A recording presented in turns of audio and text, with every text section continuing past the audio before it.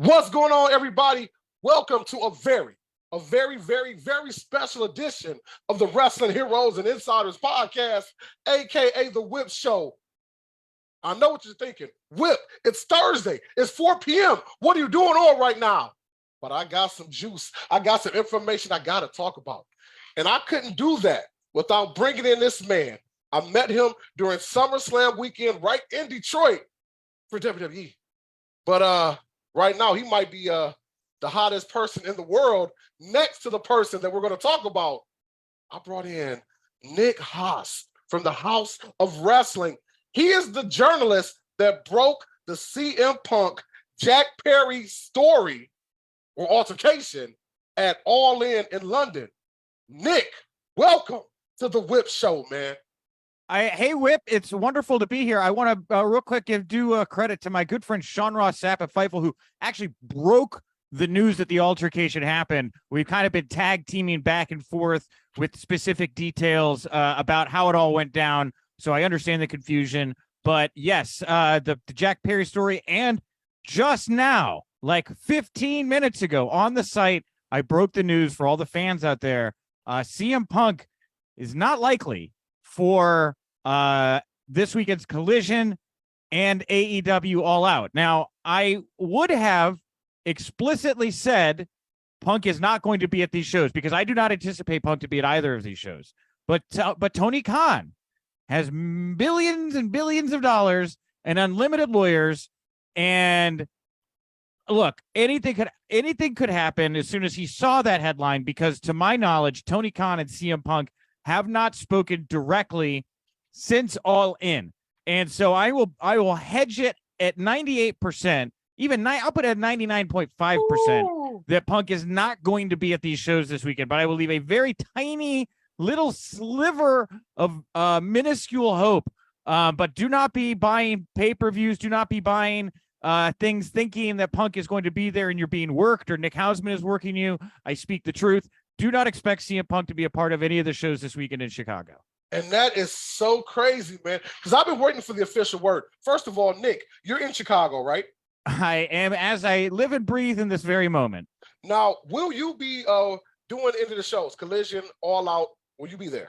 I will be at All Out. I'll be in the media scrum for All Out after the show. And hopefully we'll get a couple questions in, and hopefully nobody yells at me while eating muffins. That would be great. Oh, so they let you in the All Out media scrum. All they gave me was Collision. But we'll talk about that later. It's all good. Wow, whip. Cracking the whip over here. Right, man. But it's all good. But I want to, we just broke that news that CM Punk most likely will not be at all. I would say he's out. I would go so far as to say he's out of these shows. But again, I will very, very small leave a crack of window open here because, again, Tony and Punk have not spoken directly, and what happens when Tony picks up that phone and does make contact with Punk could be a $20 million offer, could be here's an army of lawyers, you get your ass to work, could be anything in retaliation for that. But as it stands, I do not believe Punk wants to be at these shows. I do not believe Punk plans to be at these shows. I do not think Punk will be at these shows. So I'm just going to say that very, very clearly here for all of your listeners and viewers. And that's what I wanted to touch on right now. You just said CM Punk, you don't believe he even wants to be at these shows. I want to work backwards a little bit. I think we all know that it's official, the CM Punk Jack Perry altercation did occur. There's no question that it happened. There's no question they have both been suspended. Right. But there has been a lot of rumors and innuendos in between the facts. One thing, there was a situation allegedly, let's say allegedly, that CM Punk during the fight with Jack Perry, told Tony Khan and other members of AEW he didn't want to even be in AEW anymore. He was done. Did you hear that? Do you believe that to be true? I didn't hear that Punk told Tony Khan in the moment that he wanted to quit. I've heard that. I think Wade Keller said that. I think Alvarez has said shades of that. I heard that he yelled something more akin to "this place is a zoo," that there was maybe some other heated words. So it's very possible he said he wanted to quit. I reported on the Monday morning after this all played out that Punk's future with the company and with pro wrestling in general was questionable. And here we are 72 hours later, and this man is not going to be appearing this weekend at these shows. And I don't know. I think we may have seen the last of Punk. I mean, who knows? We'll see. Now also, And that was, man. But before we go there, also Miro. There has been rumors about an altercation with him and CM Punk. No, there was no altercation. There was no altercation. That's official. Okay. You guys heard that. That's official. Because so many rumors have been going around about everybody in AEW and CM Punk, man. Now, you just stated you're from Chicago. You've actually known Punk somewhat closely prior to this. You were in the original media scrum. You broke the situation about the muffins and everything. Right. What type of guy is Punk to you? Personally. It's a great question. I think that he's a very protective guy. I think that he is very emotionally attached to those around him. Mercurial. If anybody is a Romeo and Juliet fan, he's probably more of a Mercutio, if I had to pick a Shakespearean character. And wears his heart on his sleeve. I mean, that's the thing is if you're the kind of person that has a certain confidence about you, a little swagger, where you walk around like a cowboy, kind of like Punk walks around, you guys might get along. If you're somebody that doesn't have that kind of attitude or mentality towards life, you guys are probably going to butt heads. And that's how it is with him. He's what you see is what you get. WYSIWYG. Nice. Well, when he first came back after the first incident, where do you think his mind was at then? Do you think he clearly was like, you know what? I'm going to give it a shot. I believe in AEW. A situation occurred. Or, you know what? I'm just coming back to get this money, man. I think that he would have I think he preferred showing up and trying to have a fun time doing pro wrestling than sitting in a courtroom with lawyers battling litigiously about how he wanted to try to find opportunities elsewhere or pursue Hollywood interests or not be wrestling, which I don't think he wanted to do. I think he wanted to try to keep wrestling. I think Punk came back wanting to wrestle and wanting to work with young talent and get talent over and contribute and enjoy these years of his time in his career. And that is no longer happening. So I think that he came back after the all-out altercation on Collision with the intention of giving this the best go that he could. It was very obvious that the Young Bucks and the Elite camp are not going to sit down with Punk. That's not happening. I don't see it happening anytime in the future happening. So you have to do a divide then, right? Or you're going to be sending these two people into the same fish tank every day, a couple of beta fish biting at each other's tails, or you get two fish tanks. And that's what I gather Punk fought for. Tony Khan conceded was the best idea. And that's where we're at right now. So there you go. 81,000 people were in All Out in London. Excuse me, 81,000 people were in All In. Now, I want to ask you, man, obviously Busted Open, Dave LaGreca, all those guys are talking about the altercation has overshadowed such an amazing event, man. But as journalists, we have to report this. I mean, do you think it really put a scar on All In at all? Oh, 100%. Yeah, I think that this will be a tale of two shows from now on. It will be both the most historic show of all time. Actually, it will be the most historic show of all time, potentially for multiple reasons: gate, attendance, and because maybe it featured CM Punk's final pro wrestling match of all time. And if he doesn't, again, I don't want to give anybody a shout. I don't want to give anybody a shred of hope that he will be on these shows this weekend, because I really don't think he will be on these shows this weekend.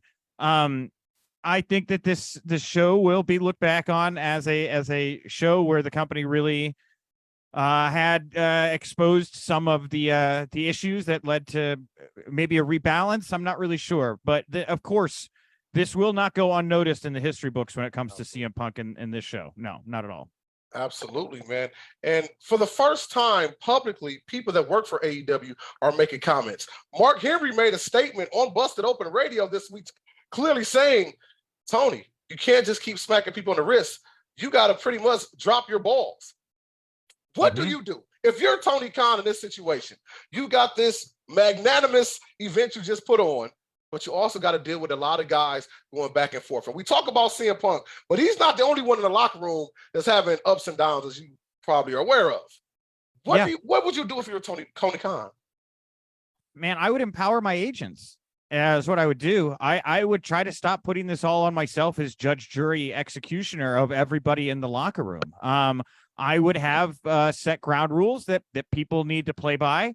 I am just shocked that when he re-signed the Elite, that there wasn't some come to Jesus, moment where it's like, hey, I'll give you guys this NBA money. We can get back to getting on.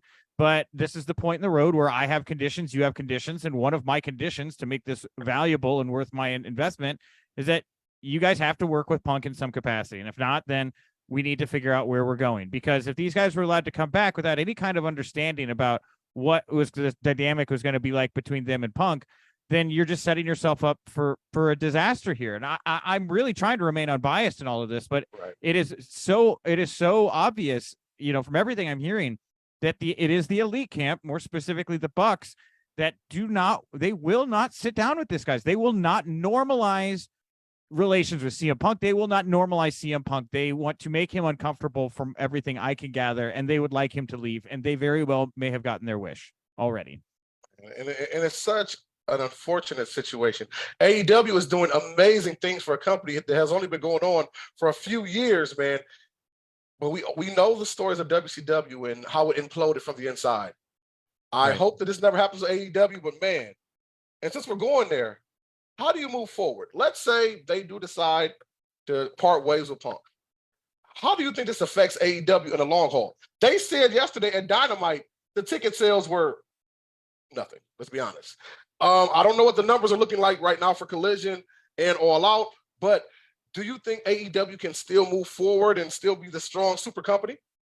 I mean, it's up to them, right? I mean, I think it's definitely going to hurt their negotiations with Warner Brothers Discovery if they lose somebody so valuable as they're trying to get this $1 billion bag that we've all heard about. So, I mean, if Punk goes out the door, that certainly is a negotiating block that Tony Khan has lost there. With the fans, I mean, it's going to be weird this weekend, isn't it, Whip? Man, oh my God. All my buddies right now are in such a dismay. I literally put a poll up on both my Twitter, well, X, and my Facebook page saying, do you fire Punk? Do you fire Perry? Or do you just suspend both of them? And it is crazy. It is almost 50% on both polls. Like, there are people that still love Punk to death, and there are people that saying, well, Perry, he needs to go. And it's just an unfortunate thing, man. What about Perry in this situation? Perry did go on the pay-per-view and make that statement about the glass. What would you do with him? I think that what's happening with Jack is probably what needs to happen, and it's happened with other young talent in the company to varying degrees. You suspend him, you send him home, you take a little money out of his pocket, and then you bring him back to work. I think that they're doing what they should be doing to Jack Perry. With CM Punk, it's a very different situation with these guys that have lots of money, that have lots of clout, guys that you don't want to lose, that you don't want to see either go back to WWE or just have, again, Warner Brothers Discovery, David Zaslav looking at you watching valuable pieces of your car flying off in the wind. There goes a side mirror. There goes a windshield wiper. There goes one of the tires. All of a sudden, your beautiful car doesn't look and run quite the same, and it doesn't have the same value that it once did. And so I think you could do that with a Jack Perry. I think you could do that with a Sammy Guevara, even an MJF, who mysteriously left after calling Tony an effing money mark. Spoiler, I think he may have actually been suspended. So I just don't think it's not as easy to do with these guys that have leverage over you. And the problem here with Tony is I think he's allowed it to get to a point where so many people have gotten freedoms and feel comfortable, quote unquote, going into their business for themselves or working the sheets, as people say, and making things divisive. And since it didn't get reined in, it has run away and it is rampant. And I don't know how you put the genie back in the bottle. It's going to really take, putting the hammer down. But there's a lot of guys there that they're like, dude, if you try to put the hammer down on me, I'll ghost. Can you fire or suspend somebody that doesn't want to be there? Aren't you giving them what they want? Exactly. We like I said, we saw this 20 years ago with WCW, man. It's like it's happening all over again. And speaking of that, I want to bring this up. WWE, Triple H, they know what's going on out there. You think he's got to be watching and hearing all this? Do you think he's looking at it like, we're leaving openings to take some of these guys down the road for MJF or maybe Sammy Guevara, anybody who's not happy? What do you think WWE is looking at this whole craziness? I think that I don't know. It's interesting with WWE. They're really not hiring people right now. I mean, when the merger comes along, Punk certainly has a UFC past, right? He's done commentary for UFC Fight Pass shows and things like that, I believe, as well. So there's a relationship there. There's obviously a relationship with WWE. I could see it for no other reason than financial purposes and maybe a chance to cut another pipe bomb and get some stuff off your chest. But big part of me thinks that I think CM Punk, I think he may either leave or take another extended period of time away from pro wrestling. But at his age, an extended period of time away from pro wrestling is leaving the business. That, I think there's a lot more things for Punk to do outside of pro wrestling than there are left for things for him to do inside of pro wrestling. And, it's no guarantee you're going to main event WrestleMania, as he's quick to tell you. And it's, there's just and there's no guarantee that when you sign a contract with WWE that you're going to get treated the way you want to get treated and get the things that you want. And that's something else he's been outspoken about. So I don't want to look too far down the pike here, get anybody too riled up. I will tell you to not get excited for this weekend if you want to see CM Punk in Chicago. I do not think that is happening. But I also don't. I'm more negative than positive that he will continue being a pro wrestler. I think he's probably he probably looked around the room in Vegas this weekend at the Cauliflower Alley Club reunion, looking at this award he had in his hand, looking at all these people that he's respected and watched, his whole career, and was happy. And if you look at him in those photos from the Cauliflower Alley Club, he's happy. Yeah. He's happy. Why would you go from this kind of feeling of satisfaction and happiness and appreciation back into a space where there's going to be some altercation, there's going to be some news story, there's going to be something. It's one thing or another, rake after rake after rake, Sideshow Bob style. And, I don't know. You hit a certain point, you're just too old, you get too burned out. There's no mountains left to climb. I don't really know what's left for this guy. I'll be honest. I totally agree. Man. And like you said, he's been doing the MMA thing, is doing a commentary for that. I definitely think Punk probably should go ahead and walk away. He's done it all. He's even won the AEW world title, so he's done everything. And I don't know if it's a good space for him to be back in AEW. But we talked about the Elite and the division. I know you're close to some of the guys in the company. Internally, what do you think some of the other guys are thinking? Because FTR, they've been standing next to him still. They love him to death. Some of the other guys think he's great for business, Paul White and other things. But what do you think deep down the morale is about him? I think that I don't want to say a divided locker room, because I think there are a lot of people that like both parties. Honestly, I think there are some people that are divided and would prefer to work with Punk, or they would prefer to work with the Elite. And maybe those are because of issues on their own, right? Again, I think there are a lot of people in the middle here who don't care and would be fine working with everybody involved. There are a few that feel one way or another about each other. I do think that with Punk gone, it's going to send a very strong message to the locker room. You better be allied with the Elite. You better be with us, because if you are not, it does not matter who you are, how big you think you are. We run this place. And that is going to change the dynamic of that locker room. And that is so sucky, man, because I know you've had jobs before, and it was that one guy that thought he ran the whole job, and he wasn't even the supervisor. You know what I mean? But now they're going to have new guys coming in, and you're going to have to kiss the feet of the Elite, man. They're going to probably put that in BTE, by the way. Kiss the feet of the Elite. But there's some elite feet, man. They got some fly kicks, man. They got all the nice sneakers. Yes, they do, man. Yes, they do, man. Well, Nick, I don't want to keep it too much longer, because I know you're a very busy man. You got to get ready for the events this weekend. But I do just want to bring up one more time, like, if you were talking to Tony Khan, you kind of said it already, but just look him dead in the camera and say, bro, this is what you need to do. Fix the company. Just kind of give him a word, man. Oh, how to fix the company. I don't want to tell Tony how to run his business. Tony has experience in different companies where there are very inflated personalities, football, soccer, or football times two.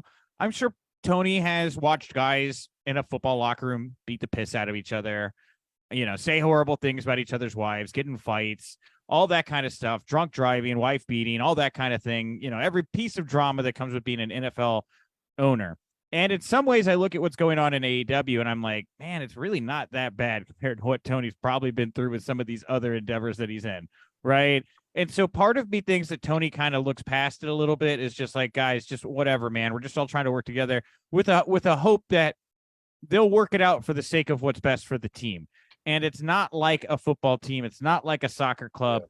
Pro wrestling is a group of individuals, and you don't get ahead in pro wrestling by stats. You can look at a football player's stats. You can look at a baseball player's stats, decide who to swap out in positions, try things out. Pro wrestling is objective. It is an art form. You get ahead if you are the guy in the room that is getting the most attention. And sometimes to be the person in the room getting the most attention means getting rid of other people who are getting more attention than you. And that is just how pro wrestling works. And so Tony can figure out on his own how he wants to address that situation. But I definitely think there's a lot of peacocking going on over there right now. And it is certainly driving some wedges in between different people and not making for a very cohesive work environment for many. Okay. Now, there's the pay-per-view coming up. You already said we don't expect to see Punk. Are you excited for anything on the pay-per-view coming off of a pay-per-view last weekend? Is there anything that really I can't wait for that. Yeah. Here, let me bring the card up real quick because I actually think I think Jon Moxley and Orange Cassidy, they're gonna go out there with a chip on their shoulders. You could hear it in Orange Cassidy's voice in that promo. Absolutely. Yeah.